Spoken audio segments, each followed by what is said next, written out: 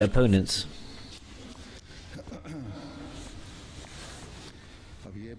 Now this complete verse, it is a warning to leaders and rulers that because it is a general instruction of Allah that Wallahu la yuhibbul fasad, that Allah loves not disorder. Therefore the same instruction applies to those who rebel. Therefore, as I said in the beginning, the Holy Quran does not only give instructions to the general public, in fact it also says to the rulers that do not become proud on your authority and do not create disorder in the country. Do not usurp the rights of the people. Do not increase the gap between the rich and the poor, so much so that it causes anxiety to break out, and because of which a state of rebellion is created. Due to this, you will come under the wrath of God. Now observe the circumstances that are emerging without distinction. Everywhere the same voice is being raised that the national wealth is being looted and the people are being deprived of their rights. It is so unfortunate that the people regarding whom Allah the Almighty has specifically guided and warned, these very people are at the forefront nowadays. That is, those people who are the rulers of Muslim countries nowadays, they are at the forefront of carrying out these kind of wrong acts. The responsibility of safeguarding the people's lives and properties is that of the rulers. Their economic prosperity is also the responsibility of the rulers. Their health is also the responsibility of the rulers. Similarly, there are many other rights, and they are all the responsibilities of the rulers, and they should discharge all these dues. By not fulfilling these obligations, they are causing disorder. And disorder in the view of God, as He has stated, is something greatly disliked by Him. Therefore, our rulers, honoring the blessings provided by God, should try to follow that principle and model, the examples of which we present. How did Hazrat Umar, may Allah be pleased with him, establish justice? It was in such a way that when the Christian government was re-established, the Christians would cry that the Muslim government should once again be reinstated.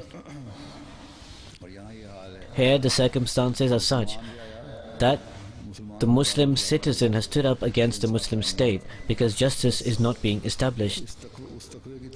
Therefore, that taqwa, righteousness and fear of Allah needs to be searched for, which is lacking in the Muslims today. It has completely vanished. Whether a leader or a member of the public, if both hold on to this principle, they will be successful. Anyhow, this is a clear guidance for Ahmadis, that they must safeguard themselves from such disorder. Pray, and if your prayers emanate from the heart, then when Allah will so desire at a certain time, prayers will be accepted. And if these oppressors, if they are really oppressors, you will attain freedom from them. As the Prophet Messiah ﷺ stated, the plans or changes that are said to be occurring, they may provide temporary peace, but they will not provide permanent peace. In this way, the changes that occur, that is, those who capture power cruelly or when revolutions are brought about, then after a certain duration, once again cruel tyrants are born. After one tyrant leaves, another takes his place. This is why you need to also pray that Allah the Almighty does not appoint an oppressive ruler over us. May Allah the Almighty enable the Muslim believers at large and rulers to recognize their rights and to strive to discharge them. And may they present the beautiful teachings of the Islam to the world. After the Friday prayers, I will lead certain funeral prayers in absentia. The first funeral prayer will be of Amdul Wudud Sahiba, wife of Sayyid Abdul Hay Shah Sahib, Nazir Ishat Anjuman Ahmadiyya Rabwa, Pakistan. 2 days ago, her blood pressure suddenly went high. She was admitted to the hospital and she had a blood hemorrhage and she passed away on the 25th of March. Inna lillahi wa inna ilayhi raji'un. She was 72 years old. She was the daughter of Sheikh Mahbub Ali of Srinagar, who was a Brahmin and a Hindu and who became Ahmadi himself. As a Hindu, his name was Ara Krishan. Hazrat Muslih Maud, may Allah be pleased with him, called him to Qadian and provided him with education. Similarly, Khwaja Abdul Aziz Dar Sahib, Ibn Haji Umar Dar Sahib, who was a companion of the Promised Messiah ﷺ, she was his daughter. She came from an affluent family. She married a Waqf-e-Zindagi, a life devotee, and she fulfilled that right, and in every circumstance she passed it very happily. She was very concerning for poor people. A 6-year-old girl, she took care of her, she educated her, brought her up, and she also arranged her marriage on her own expenditure. Ahmad Yahya Sahib, the chairman of Humanity First, she was his mother. The second funeral is of Muhammad Saeed Ashraf Sahib, son of Chaudhry Muhammad Sharif Sahib of Lahore. He also passed away in a road accident on 27th of March. 3 motorbikes hit him. He was with his wife. His wife was injured slightly, but he fell on the side and the motorbike went over him. But anyhow, he was given some support. He was taken on the rickshaw to the hospital. When they attended to his wounds at the hospital, 10 minutes had not passed when his breathing stopped and he passed away. Inna lillahi wa inna ilayhi raji'un. His maternal grandfather, Hazrat Fazluddin Sahib, may Allah be pleased with him, and his maternal grandmother, Hassan Bibi Sahib, may Allah be pleased with her, were both companions of the Promised Messiah, peace be upon him.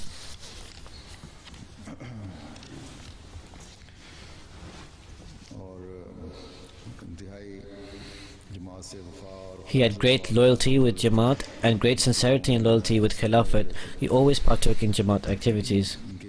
One of his sons, Ahmad Muhammad Ahsan Saeed Sahib, is a Murabbi Silsila in Jamia Ahmadi, Germany, and he works as a teacher there. He was going when his mother said, the requirement of your waqf or your devotee of life is that you do not come here for the funeral and you fulfill your obligations. The second funeral will be of this. The third funeral will be of Naima Begum Sahiba. She passed away in Ohio, USA. She was the daughter of Dr. Hashmatullah Khan Sahib, may Allah be pleased with him, who was the special physician of Hazrat Khalifatul Masih II, may Allah be pleased with him. From Khalifatul Masih II until the present Khilafat, she had a great connection with Khilafat, and this was a very personal connection. And she also had a great connection of sincerity and loyalty. On the request of Hazrat Khalifatul Masih II, she did a master's in history and taught in Jamia al-Nusrat for a short while. She had been living with her son in America. There as well, she fully partook in the activities of Lajna. By the grace of Allah, she was a Musi. May Allah the Almighty increase her rank. There is one more funeral of Naeem Ahmad Wasim Sahib, who passed away on the 6th of March in America. Inna lillahi wa inna ilahi raji'un. He was the son of Hazrat Haji Muhammad Deen Sahib, may Allah be pleased with him, who was a companion of the Promised Messiah, peace be upon him. He was famous in Qadian as a machine of the acceptance of prayers. He was a very devoted servant and greatly sincere, and always partook fully in Jamaat's schemes and activities. Hazrat Khalifatul Masih Salis, Hazrat Mirza Nasir Ahmad, before his Khilafat, in the era of the second Khilafat, when he was looking after the security tasks, so he was working along with him. He was present at the time the laying the foundation of Rabwa. After this, he migrated to America. In America, he also worked with Ansarullah as Qaid Mal.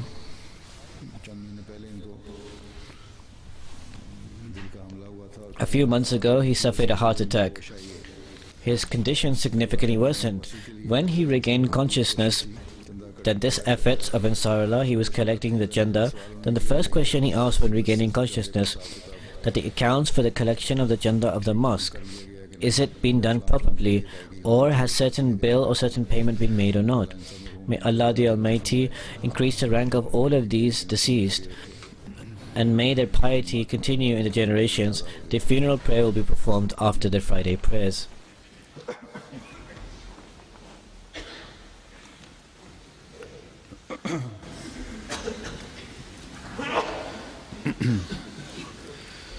Alhamdulillah, alhamdulillah, nahmaduhu wa nasta'inuhu wa nastaghfiruh wa nu'minu bihi wa natawakkalu alayhi wa na'udhu billahi min shururi anfusina wa min sayyiati a'malina. من يهده الله فلا مضل له ومن يضلل فلا هادي له ونشهد أن لا إله إلا الله ونشهد أن محمدا عبده ورسوله عباد الله رحمكم الله إن الله يأمر بالعدل والإحسان وإيتاء ذي القربى وينهى عن الفحشاء والمنكر والبغي يعظكم لعلكم تذكرون اذكروا الله يذكركم وادعوه يستجب لكم ولذكر الله أكبر.